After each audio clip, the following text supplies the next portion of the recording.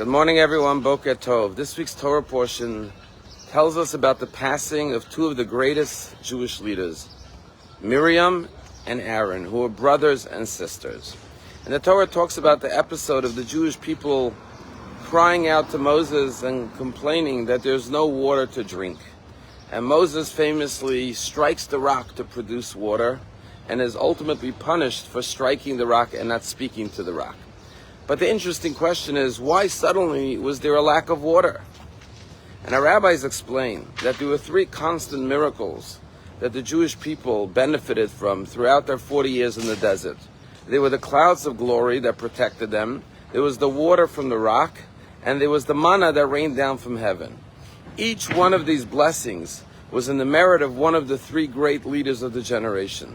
It was the merit of Moses that they got the manna, because just like manna sustains you and nourishes you, Moses, who was spiritually the teacher of Torah, provided spiritual nourishment for the Jewish people.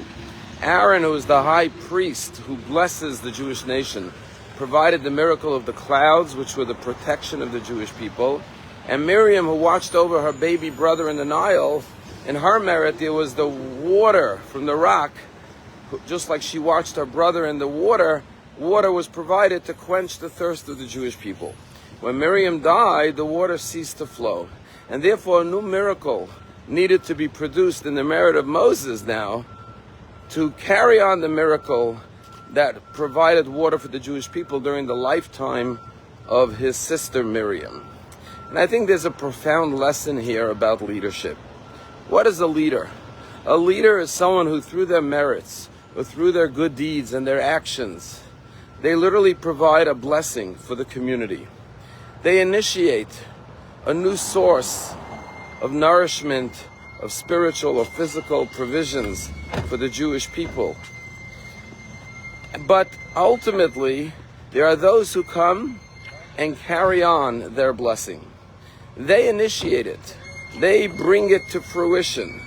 And then there are those who carry on and bring it forward from generation to generation. But they get the credit because they were the ones who began the process through their actions and their good deeds. And the same thing is true. Miriam brought about water for the Jewish people. After she passed on, Moses brought the water in his merit. But till today we call it the well of Miriam, not the well of Moses, because she was the one who brought the water and initiated this blessing for the Jewish people that carried on way past her lifetime.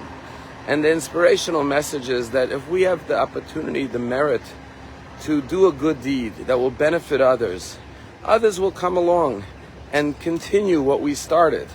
But there's nothing like the beginning, the initiation, the creation of something new that will be brought forward with the help of others. And I think about this message today. Sadly, we received news yesterday that as Danny Abrahams, a great renowned philanthropist, passed away yesterday at the age of 101 years old. I knew Danny very well. He lived here in Palm Beach. And when Dini and I came to Palm Beach to start the Palm Beach Synagogue, we initially started it at the lower level of Temple Emmanuel. They gave us a room to pray. And Danny Abraham lived just a block or two away, and he would come pray.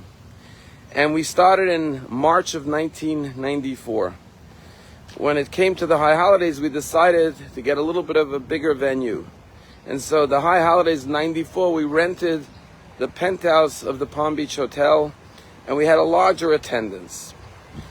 And I'll never forget that after the high holidays, Danny Abrams came to me to discuss the high holidays and how to go forward. And my plan was to go back to Temple Emmanuel. And he said to me, "Rabbi, do you think we should stay in the hotel and rent a room year-round?" I said to him, "Danny, I would love to, but in Emmanuel we don't pay rent. We get to use the room free of charge. Here we're going to have to pay rent." So I didn't think of moving to the hotel year-round. We just rented it for the high holidays. And I'll never forget, he said, "Rabbi, doesn't matter. I didn't ask you about the money. I asked you what would be better for the community, to stay in Temple Emmanuel or to move to the Palm Beach Hotel? And I said, well, of course, we better to move to the hotel, have our own independent space. And he said, it'll be my pleasure. And he wrote a check right then and there for $50,000 to rent the ballroom every single Shabbat. And that was the moment we went from being the Palm Beach Orthodox Minyan, which was just a little minyan in the basement of Temple Emmanuel, to becoming the Palm Beach Synagogue. Because from that ballroom in the hotel, 5 years later, in 1999, we moved to the corner of Sunset Avenue and North County Road, a prominent corner in town. And ever since then, we've expanded further and further down the block. And today I think about our community with over 750 members. And I think about Danny Abraham, who said, let's step forward and create a blessing for this community and create a synagogue in Palm Beach. And yes, there have been generations of people who have carried forward his blessing with their generosity and their dedication, but he will forever get the credit for being the one who initiated this move to begin the synagogue, from going from a minyan to a synagogue.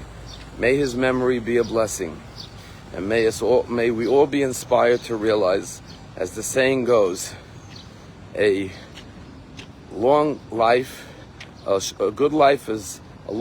not good enough, and a good life is not long enough. The most important thing is the goodness we do in this world that lives on even after our passing. Have a wonderful day.